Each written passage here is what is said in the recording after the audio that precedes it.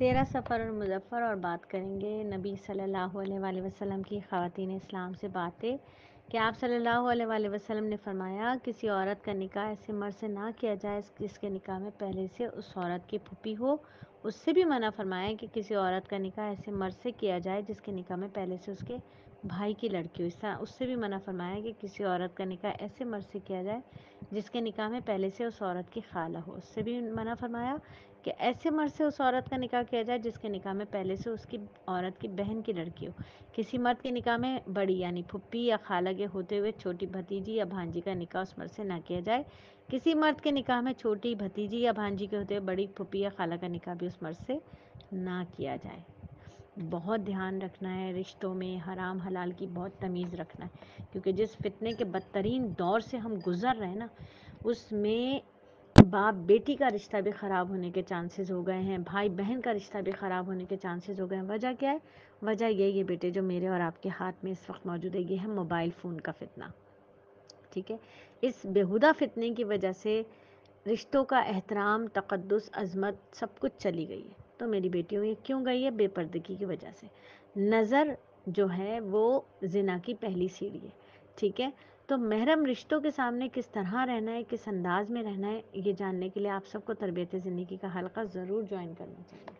ٹھیک ہے، تو محرم رشتوں کے سامنے بھی اتنا ستر رکھنا ہے جتنا آپ نے نماز میں رکھنا ہوتا ہے. ٹھیک ہے، انشاءاللہ اس پر ایک تفصیلی بات کریں گے تاکہ ہمیں اندازہ ہو کہ ہم کہیں ایسا تو نہیں اپنی گھریلو زندگی میں ناجائز طریقے سے زندگی کو گزار رہے ہوں. اور پھر نبی صلی اللہ علیہ وآلہ وسلم کی یہ پیاری باتیں ہمیں بھی یاد رکھنی چاہیے کہ نبی صلی اللہ علیہ وآلہ وسلم نے ارشاد فرمایا جس شخص نے مسلسل 3 جمعے بغیر شرعی عذر کے چھوڑ دیے تو اس کا نام منافقین میں لکھ دیا جاتا ہے. تو خواتین تو جمعہ پڑھنے نہیں جاتی نا، ٹھیک ہے، لیکن وہ ایک بڑی بہن کی حیثیت سے اپنے چھوٹے بھائیوں کو تیار کر کے بھیجیں گی، ایک بیوی کی حیثیت سے اپنے شوہر کے کپڑے وغیرہ استری کریں گی اور ان کو جمعے کی نماز کے لیے تیاری کروائیں گی، ایک ماں کی حیثیت سے اپنے بیٹوں کو تیاری کروائیں گی جمعے کی. تو یہ ہمیں بھی یاد رکھنی ہے. ٹھیک ہے، ازواج مطہرات کی جو زندگی تھی وہ اتنی خوبصورت تھی، اتنی پیاری زندگی تھی، اس سے بھی ہمیں سیکھنا چاہیے.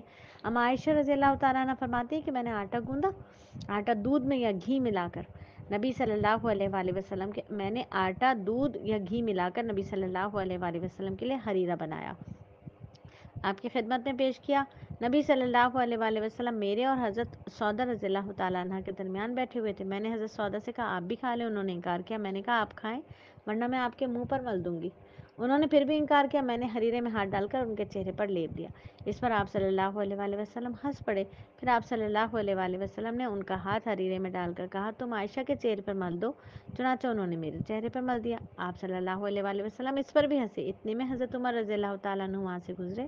وہ کسی کو پکارتے ہوئے اے عبداللہ اے عبداللہ کہہ رہے تھے. آپ صلی اللہ علیہ وسلم سمجھے کہ حضرت عمر اندر آئیں گے. اس پر آپ صلی اللہ علیہ وسلم نے فرمایا عمر اندر آ رہے ہیں، تم دونوں اٹھو اور اپنے منہ دھو لو. آپ صلی اللہ علیہ وآلہ وسلم نے حضرت عمر کا اتنا خیال فرمایا. اسی وجہ سے ہمیشہ حضرت عمر رضی اللہ تعالیٰ عنہ سے اماں خدیجہ ڈرتی تھی. ٹھیک ہے، تو یہ ازواج مطہرات کی زندگی ہے. یہ آپ صلی اللہ علیہ وآلہ وسلم کے ساتھ ہنسی مذاق ہو رہا ہے، پیار ہو رہا ہے، محبت ہو رہی ہے، ایک دوسرے کے ساتھ لاڈ ہو رہے ہیں، مان ہو رہے ہیں. ٹھیک ہے، تو انشاءاللہ سیرت الصحابیات میں اور سیرت امہات المومنین میں آپ سب نے بہت کچھ سیکھا ہوا ہے. اور جب سیرت الصحابیات کی بات ہو تو یاد دلاتے چلیں. آپ کو معلوم ہے نا ہم سیرت بی بی فاطمہ پڑھ رہے ہیں منگل کے روز.